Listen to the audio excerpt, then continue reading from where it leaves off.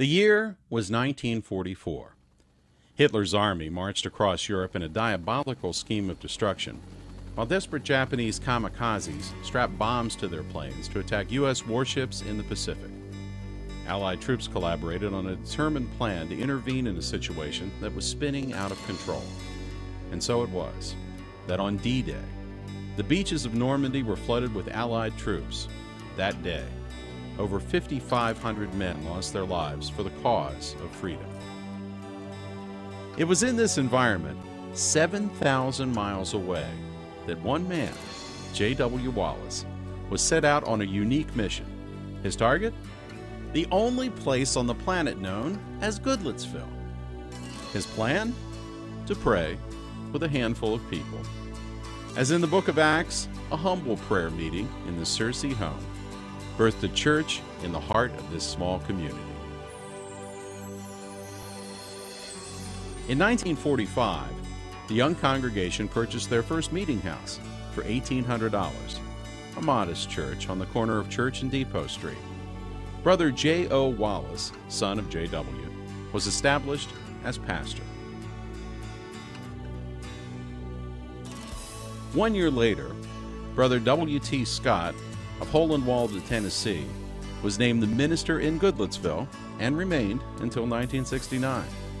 Under his leadership, the spiritual foundation of the Goodlettsville Pentecostal Church was established, and the congregation grew to over 100 members.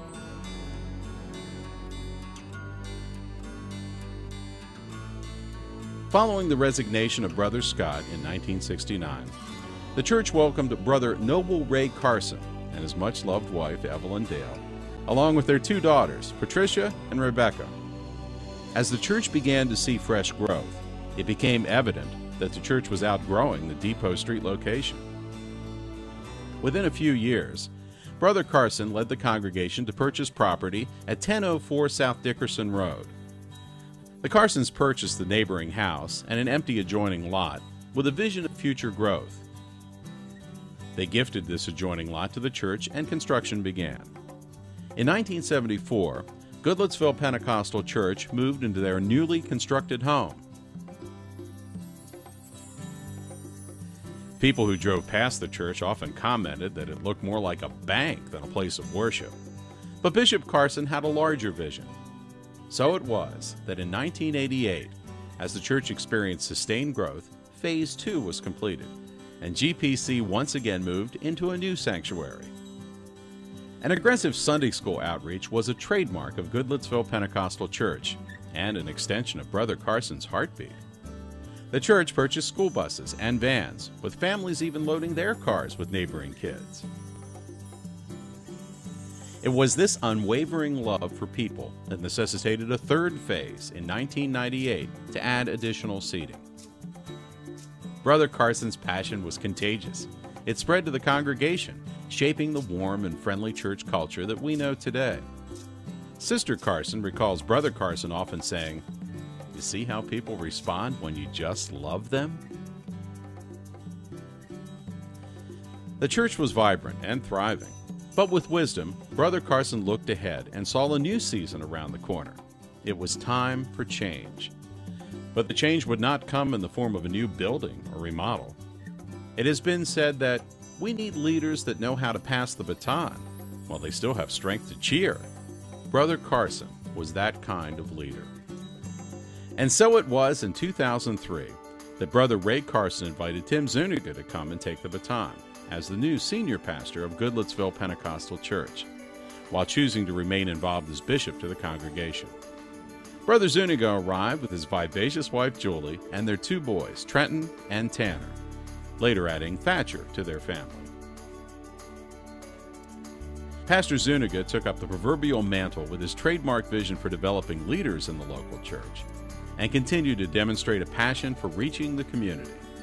Early in 2004, the church hosted its first Friends Day and saw over 700 people in attendance. That single event expanded the minds of the people for the potential of their church. Bishop Carson had been purchasing homes surrounding the church with the intention of one day expanding. but it just so happened that a 47-acre parcel of land was spotted nearby for sale. With hearty approval from Brother Carson, the congregation voted to purchase the property and sell the adjacent homes. On April 29th of 2004, the church became owners of 733 Old Dickerson Road.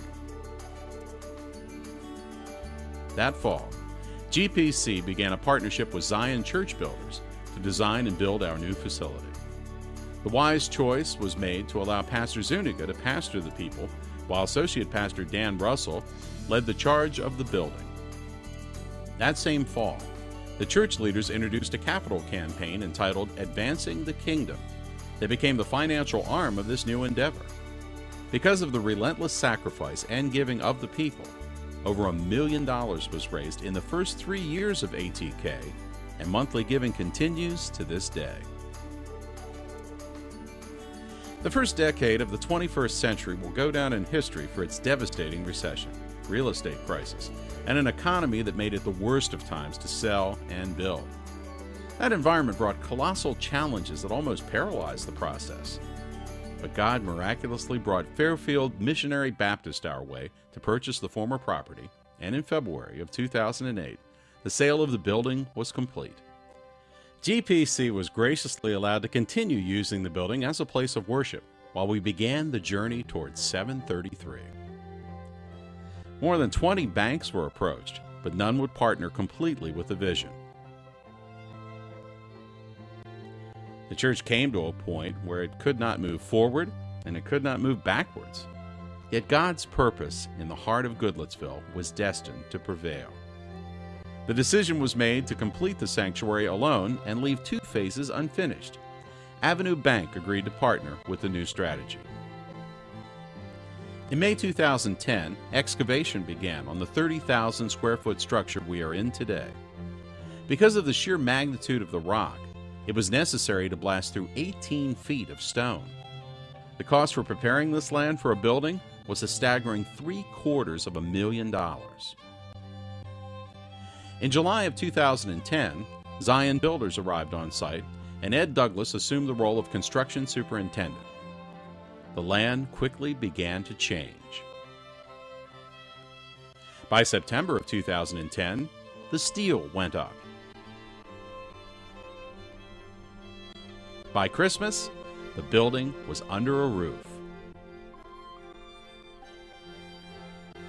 Throughout this process, the leaders of GPC continued to pray that God would miraculously provide for the completion of the second phase. It was difficult to imagine a building without classrooms and provisions for our kids. But in the spring of 2011, a sacrificial offering was taken, and miraculously, out of the heart of this church family, $240,000 was raised. This provided resources for Phase 2, which is now known as the Carson Center.